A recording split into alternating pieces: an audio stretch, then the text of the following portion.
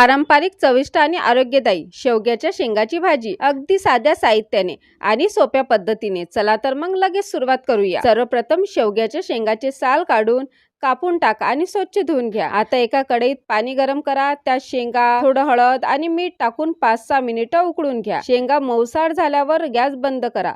एका पॅन मध्ये चिरलेला कांदा, सुकं खोबरं, थोडंसं तेल टाकून लालसर परतून घ्या. हा परतलेला कांदा मिक्सर मध्ये टाका. त्यात 7-8 लसूण पाकळ्या, थोडं आल्याचं तुकडं, कोथिंबीर आणि थोडंसं जिरं टाकून बारीक पेस्ट तयार करा. आता पुन्हा एका कढईत तेल गरम करा. तयार केलेली पेस्ट त्यात टाका. त्यात धनेपूड, हळद, तिखट आणि चवीनुसार मीठ टाका. एक टोमॅटो बारीक चिरून त्यात टाका आणि मिश्रण छान परतून घ्या. मसाला तयार झाल्यावर त्यात उकडलेल्या शेंगा आणि त्याचं पाणी घालून छान ढवळून घ्या. वरून झाकण ठेवून 2 मिनिटे शिजू द्या. भाजी तयार झाली की वरून थोडी कोथिंबीर टाका आणि गरमागरम पोळी किंवा भातासोबत सर्व करा. ही पारंपरिक रेसिपी तुम्हाला कशी वाटली ते कमेंट मध्ये नक्की कळवा. व्हिडिओ आवडल्यास लाईक, शेअर आणि सबस्क्राईब करायला विसरू नका.